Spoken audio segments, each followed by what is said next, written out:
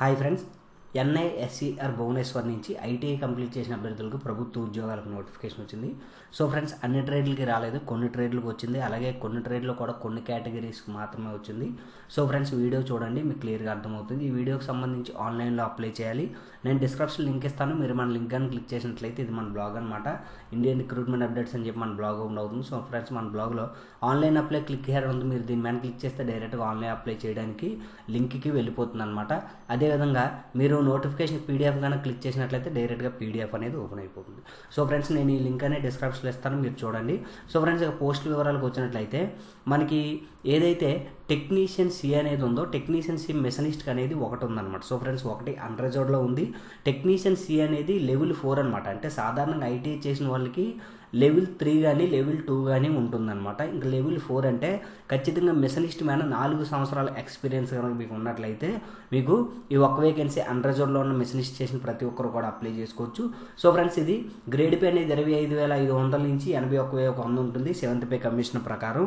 So friends, మనకి ఏదైనా ఒక ప్రైవేట్ కంపెనీ నుంచి కానీ గవర్నమెంట్ కంపెనీ నుంచి కానీ కాంట్రాక్ట్ బేసిక్లో నోటిఫికేషన్ వచ్చినప్పుడు మీరు కనుక అక్కడ కాంట్రాక్ట్గా చేసి ఒక 3-4 సంవత్సరాల ఎక్స్పీరియన్స్ కనుక తీసుకున్నట్లయితే ఇటువంటి నోటిఫికేషన్ వచ్చినప్పుడు డైరెక్ట్ టెక్నీషియన్ సికి మీకు ఎలిజిబిలిటీ ఉంటుంది. సో ఫ్రెండ్స్, అలాగే టెక్నీషియన్ బి ఏంటంటే దీనికి ఎటువంటి ఎక్స్పీరియన్స్ అవసరం లేదు, మెషనిస్ట్ ట్రేడ్ అనమాట.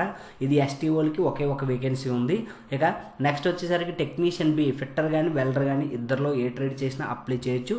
అన్రిజర్వ్డ్లో ఒక వేకెన్సీ ఉంది. ఐటీఐ ఫిట్టర్ వెల్డర్ చేసిన ప్రతి ఒక్కరు కూడా దీనికి అప్లై చేయొచ్చు. ఇక టెక్నీషియన్ బి ఎలక్ట్రికల్ చూసుకున్నట్లయితే ఒకే ఒకటి ఉంది, అది కూడా ఎస్టీలో ఉందన్నమాట. సో ఫ్రెండ్స్, ఈ వేకెన్సీ ఓన్లీ ఎస్టీ వాళ్ళు మాత్రమే ఆ ఒక్క వేకెన్సీ కూడా అప్లై చేసుకోవచ్చు అనమాట. సో ఫ్రెండ్స్, ఇక మనకి ఇంపార్టెంట్గా విషయాలు కనుక చూసుకున్నట్లయితే మనం ఎడ్యుకేషనల్ క్వాలిఫికేషన్ దగ్గరికి వెళ్దాము. So friends, only technician C machinist కనుక చూసుకున్నట్లయితే 10th క్లాస్లో ఖచ్చితంగా 60% ఉండాలి. అలాగే ఐటీఐ చేసిన తర్వాత మీకు మినిమం 4 సంవత్సరాలు వర్కింగ్ దాని మీద ఎక్స్పీరియన్స్ ఉండాలన్నమాట. అలా అయితే మీరు టెక్నీషియన్ సికి అనేది ఎలిజిబిలిటీ ఉంటుందన్నమాట. సో ఫ్రెండ్స్, ఇక నెక్స్ట్ టెక్నీషియన్ బి మెషనిస్ట్ చూసుకున్నట్లయితే మీరు 10th క్లాస్ 60%తో పాస్ అయిన తర్వాత ఐటీఐ చేస్తే సరిపోతుంది.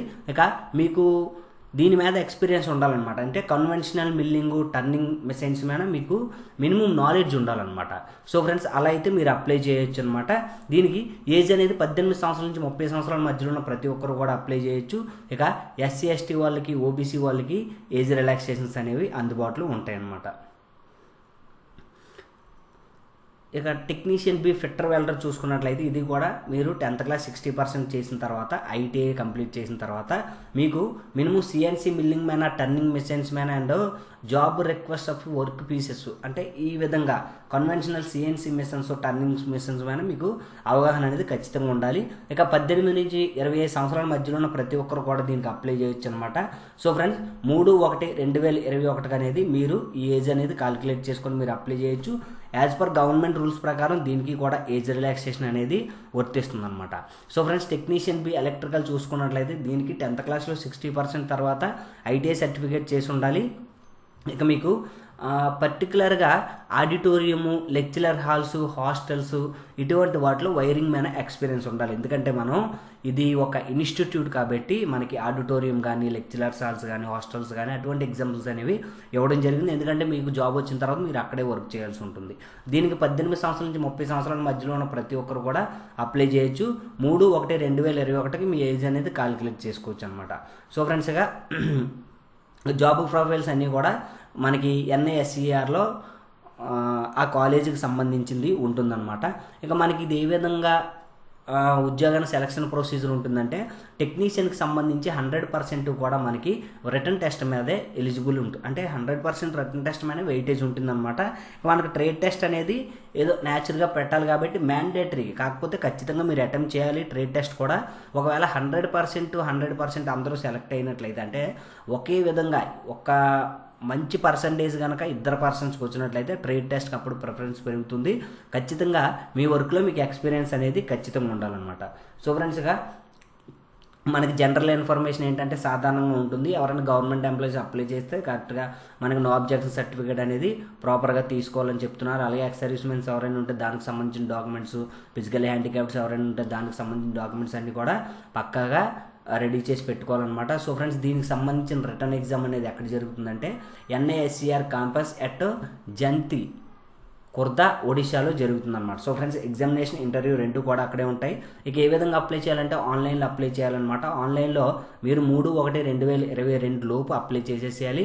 నేను ఆన్లైన్ అప్లై లింక్ డిస్క్రిప్షన్లో ఇస్తాను. మీరు ఇక్కడ ఆన్లైన్ అప్లై ఉంది కదా, దీని మీద క్లిక్ చేసినట్లయితే ఈ విధంగా పేజ్ ఓపెన్ అవుతుంది. మీరు స్టార్ట్ రిజిస్ట్రేషన్ దగ్గరికి వెళ్ళి మీ అప్లికేషన్ అనేది మీరు అప్లై చేసుకోవచ్చు అనమాట.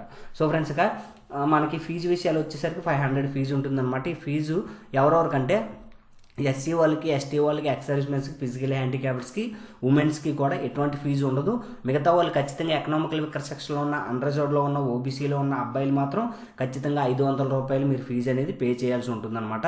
సో ఫ్రెండ్స్ ఆన్లైన్లో మాత్రమే మీ ఫీజు అనేది పే చేయాలి. ఎస్బీఐ కాలప్ ద్వారా మీరు పే చేయాల్సి ఉంటుంది. సో ఫ్రెండ్స్ మీరు ఏంటంటే డాక్యుమెంట్స్ అప్లోడ్ చేద్దాం అనుకుంటున్నారో అవన్నీ కూడా సెల్ఫ్ అటెస్టెడ్ అనేది ఖచ్చితంగా చేయించాలి. ఒకవేళ సెల్ఫ్ అటెస్టెడ్ చేయించకపోతే మీ అప్లికేషన్ అనేది రిజెక్ట్ అవుతుందంటే మీరు మీ యొక్క 10th క్లాస్ సర్టిఫికేట్ మీరు అప్లోడ్ చేయాలంటే ముందు మీ 10th క్లాస్ సర్టిఫికేట్ మీద మీరు సంతకం చేయాలంటే దాన్ని సెల్ఫ్ అటెస్టెడ్ అంటారు. ఒక జెరాక్స్ తీసుకోండి, దాని మీద మీరు సంతకం చేసి ఆ ఫైల్ అనేది మీరు స్కాన్ చేసి అప్లోడ్ చేయండి అనమాట. సో ఫ్రెండ్స్ చూడండి, రిజెక్షన్ లిస్ట్లో కనుక చూసుకున్నట్లయితే మార్క్ షీట్ కానీ, ఏజ్ ప్రూఫ్ కానీ, ఎక్స్పీరియన్స్ సర్టిఫికేట్ కానీ, if any caste certificate if applicable.